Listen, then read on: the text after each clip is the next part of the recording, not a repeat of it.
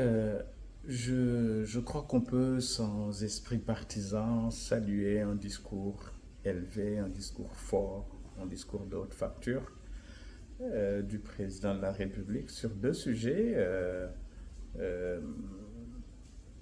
En réalité, ont un lien commun. C'est la question évoquée du jeu d'influence.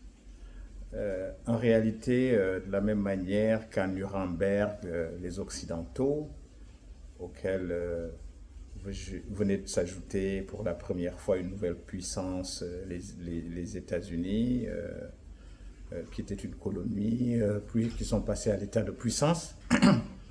De la même manière qu'on s'est partagé, découpé, partagé, qu'on a découpé, dépecé l'Afrique et on se l'est partagé entre deux grandes puissances, en réalité l'Angleterre et la France, de la même manière, au Moyen-Orient, en 1916, les Anglais et les Français, Sykes et Picot, un consul et un ministre des Affaires étrangères, se retrouvent et ils décident de se partager le Moyen-Orient. La France prend ce qu'on appelait le Levant, ce protectorat français, ce qu'on appelle aujourd'hui la Palestine. La France, une partie du nord, prend une partie du nord de, euh, de l'Irak actuel. Et comme ça, ils se partagent le pays. Et évidemment, qui était sous influence, domination ottomane turque avant. On convainc les Arabes qu'il fallait tuer à l'époque le gouverneur ottoman qui était là, en Arabie Saoudite, puis c'était parti. Alors, en vérité, tout commence en 1947, quand les mêmes Occidentaux, qui étaient sortis vainqueurs de la guerre, veulent régler un problème qui est le problème juif, qui est un problème de 5 siècles. De domination, de ghettoisation en Italie, à Venise, puis des pogroms russes, et avec à la clé un génocide juif avec les nazis. Ils ont dit on veut régler le problème. On pense un peu, on essaie de regarder. Ils pensent d'abord à l'Afrique en réalité, puis après ils se disent au Moyen-Orient, il y avait une souche de quelques 200 000, 300 000 juifs qui vivaient là avec des Arabes, pour beaucoup parlaient arabe, avaient une culture, finit par avoir une culture assimilée, une culture arabe. Et voilà comment tout se passe. Et ils adoptent une résolution, la résolution 181, 181 en 1947, pour dire qu'il fallait être un État juif là, à côté d'un État palestinien. Et évidemment, l'année d'après, ce nouvel État juif, fort de ces migrants, du soutien occidental, dans un contexte de guerre froide, décide d'attaquer l'autre partie et d'occuper une bonne partie de ce qui devait être la Palestine. Il faut dire qu'en ce moment-là, il n'y avait pas qu'Israël, il y avait aussi l'Égypte qui s'était emparée de la bande de Gaza et la Jordanie qui s'était emparée de la Cisjordanie et même d'une partie de Jérusalem. Voilà ce qui s'est passé. Et donc, ce problème-là, comme l'a posé le président de la République d'ailleurs, parce que le Sénégal, depuis la résolution 242 et l'appel à son respect en 1973, à partir de ce moment-là, le Sénégal préside le comité de défense pour le respect des droits du peuple palestinien. En réalité, il s'agit de quelque chose de très simple. Le Sénégal ne prend pas parti en disant tel parti a raison, tel parti n'a pas raison. Non. Le Sénégal a dit il y a un principe qui est inscrit dans la charte de l'ONU. Il y a deux principes qui parfois peuvent être contradictoires. Je vous dirai pourquoi. C'est le principe à la fois du droit des peuples à l'autodétermination et deuxièmement le principe de la souveraineté des États. Parfois, ces principes sont contradictoires et se contredisent. Et comme ça, on a divisé le Moyen-Orient, le Levant est devenu le Liban, et on a mis ensemble des peuples qui n'ont rien à voir ensemble. En Irak, il y a eu le Kurdistan au nord, et puis il y a dans le sud des chiites qui combattent des sunnites, et ce problème est revenu après l'invasion de l'Irak, surtout après la mort de Saddam Hussein qui réussissait à fédérer toutes ces tribus dans une quasi-dictature, mais qui s'avérait, je dirais, de manière cynique un peu nécessaire. Et voilà où on en est arrivé. Les États-Unis sont venus, joueurs dans le même espace quand, par le truchement de la Deuxième Guerre, l'Europe a été affaiblie, ils sont devenus la première puissance économique mondiale et vont s'engager dans le Moyen-Orient, notamment pour nourrir l'industrie de l'automobile naissante et ses besoins en carburant, en pétrole surtout.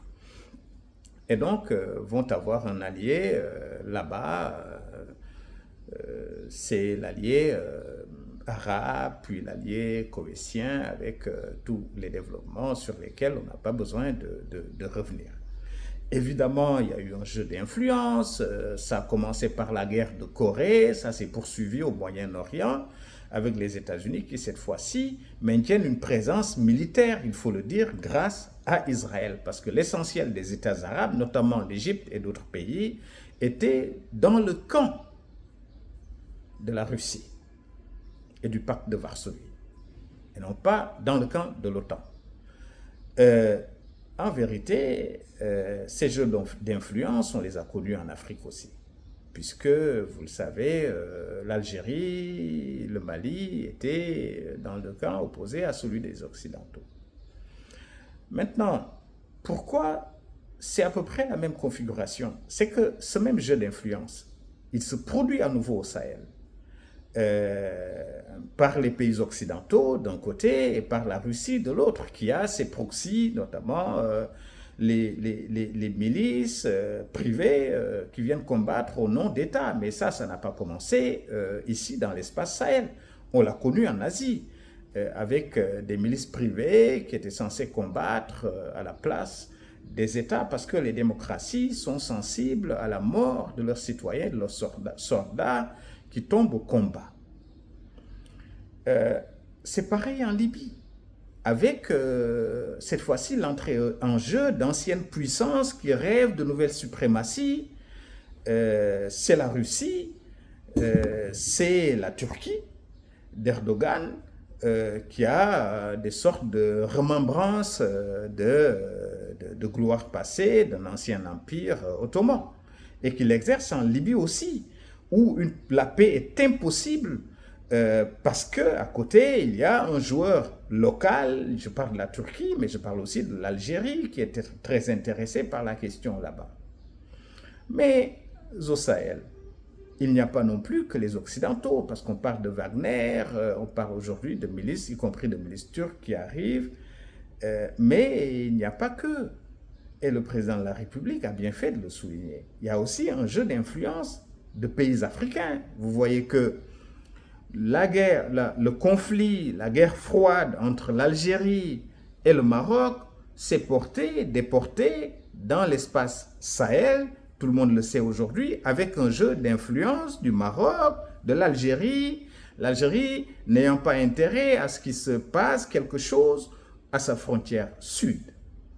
Ceci est très important et d'autant plus important que cela se passe au Mali, se passe au Sahel, mais pas que. On voit la même chose au Mozambique, mais aussi au Congo, dans le contrôle de ce qu'on appelle les terres rares qui servent à fabriquer, à produire les semi-conducteurs qui sont devenus aujourd'hui nécessaires, y compris pour l'industrie militaire, notamment les avions, les drones, et même la fabrication de certains chars intelligents.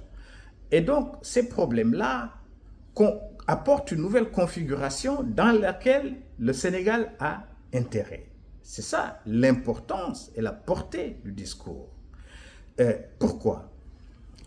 Parce que nous sommes en train d'aller vers une militarisation avec des conflits de proxy qui vont militariser la région, non pas dans un sens classique, mais en combattant des djihadistes et en étant eux-mêmes dans une guerre qui n'est pas une guerre classique, dans des combats, dans des guerres asymétriques. et qui expose la région à du surarmement, à de la circulation d'armes, à du trafic d'armes, surtout à du trafic de drogue, trafic d'or pour ce qui concerne le Sénégal. Leur paillage clandestin génère plus de 100 milliards par année.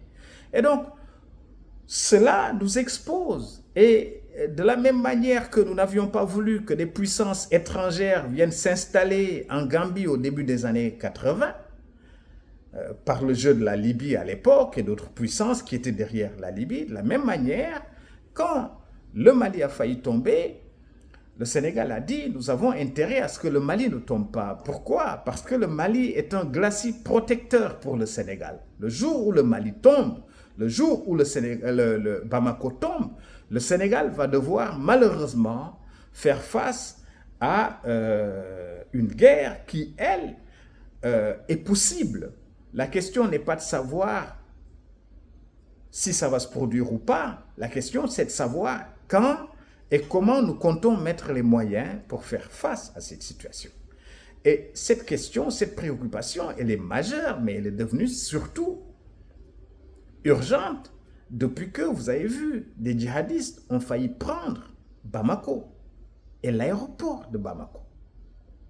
Et tous les experts qui réfléchissent sur la question, moi compris depuis 5-6 ans déjà que je le fais, savent que l'Est du Sénégal est assez sensible, assez poreux depuis quelques années au type de discours d'un islam qui est un islam salafiste, un islam extrémiste.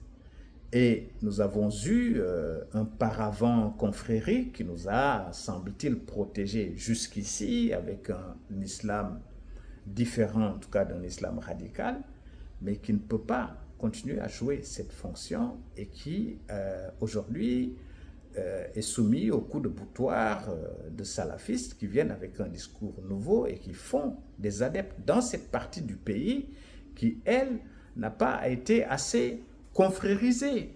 Et un islam qui, parfois, dans des communautés que je ne vais pas citer, mais qui sont sensibles où un islam radical, un discours radical, est exporté à partir des banlieues françaises parce que ces communautés sont sous influence.